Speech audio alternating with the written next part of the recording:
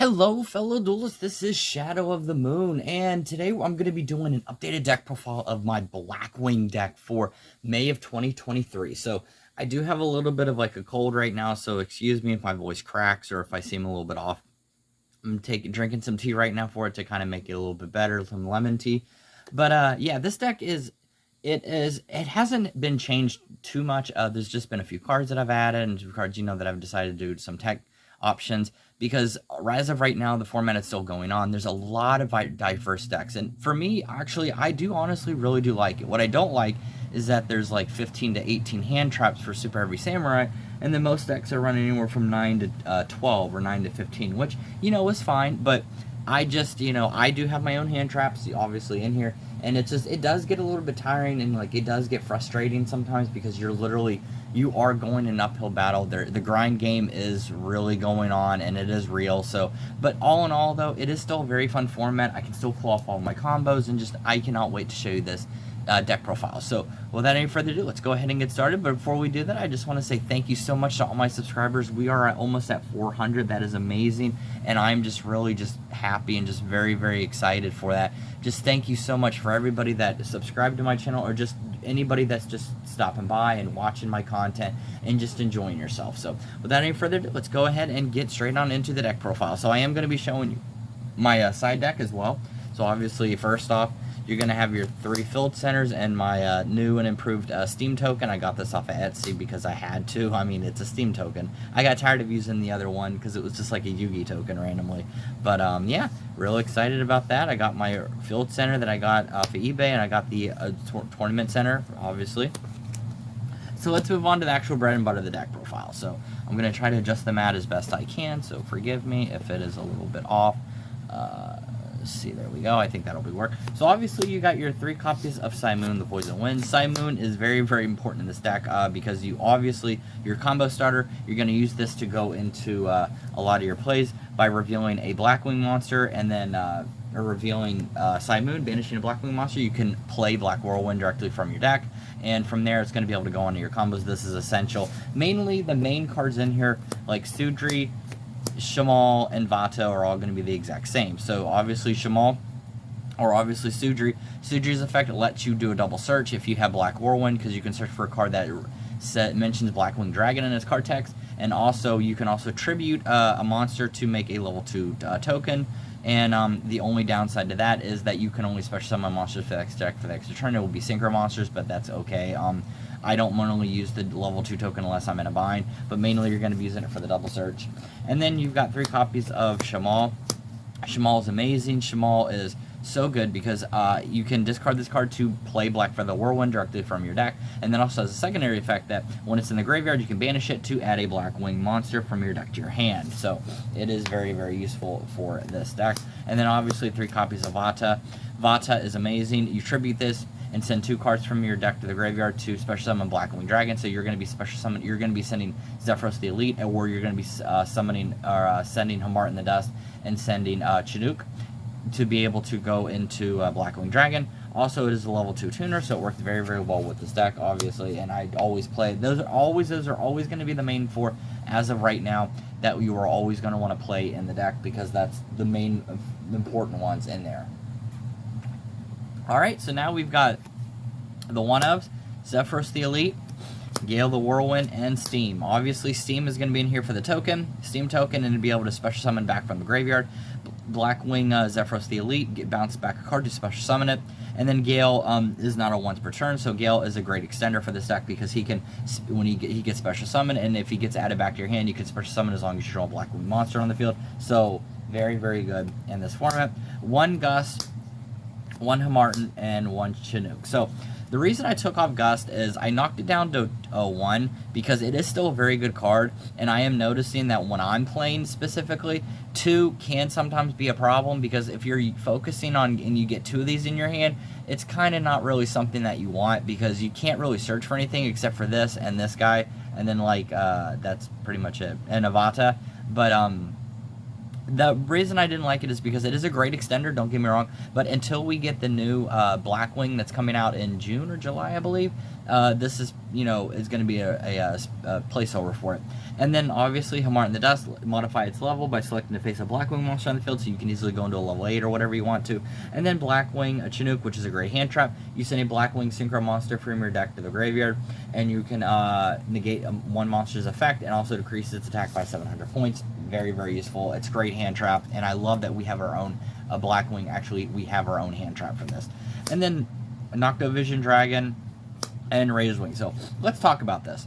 Yes, you can have Iradion, you can have Nocto, and you can have Cosmo Dark Lady. I'm choosing Nocto because in my preference, I want to be able to see my Ghost Ogres and my Ashes in my hand if I activate Small World, and this is a great Small World bridge, because if you can banish a card from your hand and then banish Noctovision Dragon, you can have any card you want in your deck and add it to your hand. So including hand traps, including Simoon, including Sudri, including whatever you want. That's why this is a great, great card in this deck, because I can search for whatever I want. And it's honestly, it's also level 7, meaning that if I do special summon Blackwing Dragon and I have this in my hand by some chance, I can special summon this card and it can count towards the to level 7. So I don't have to, if I want to choose to go into like a Blackwing Former Master, if I want to go into another Synchro, I do not have to use up that effect. And then obviously Raider's Wing in there for the Kali-Yuga combo, which is still one of the best combos in the game. Alright, then we've got 3 Ghost Ogres and Snow Rabbit. This is the hand trap right now. This is the MVP hand trap of the format, because this is just destroying stuff left and right. Ghost Ogre obviously is a great great card in this deck, and it can be searched through Noctovision Dragon using Small World. So that's what you're going to want to do, is be able to, it doesn't negate the opponent monster's effect, it just destroys them, which, can be just as good. And then 3 Ash. Obviously 3 Ash in here to kind of stop your opponent from doing anything too crazy. Ash is always probably going to be in here for the most part. I'm glad that I was able to actually finally put it in here. So you got 3 Ash Blossoms. And then that's it for the monsters. Let's move on to the spells and traps. So obviously 3 Black Whirlwinds. You got to have Black Whirlwinds. This is main essential into the deck by now. Everyone should know that. Obviously 3 Black Whirlwinds is the best card. Then you've got your Black Feather Whirlwind, can be searched using Shamal, and also can be searched using Sudri's effect if you want. But this is a great card because this will let you special summon from the graveyard if you synchro summon for a monster.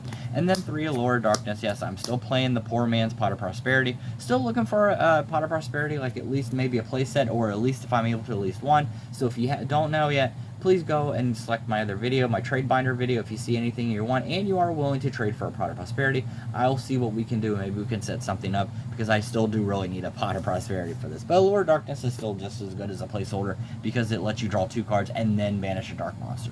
And then obviously 3 Small Worlds. This is your bridge. This helps you go into Simoon if you don't want to see it, because the object of the deck is you want to see Simoon as much as possible. Simoon is a very important card in the deck, and you want to be able to see it as a result. And then we've got 1 Call by the Grave. Now I'm playing Call 1, at least 1, because it is limited to 1. I wish it was either semi-limited or unlimited, but for now this works just as well. This kind of makes it to prevent them from doing anything too crazy. Then you've got your rank up for the Kali-Yuga combo. You got your rank up Knight's Magic Launcher, and then you've got your Blackwing Twin Shadow. I still play this card because this is a great way to go into Full Armor Master if you've already used up your resources, and I personally really like having my own trap in the deck, and it is still very good. I mean, it's a very, very good card. If you want to side it, that's your opinion, but honestly, I still think this is a great card.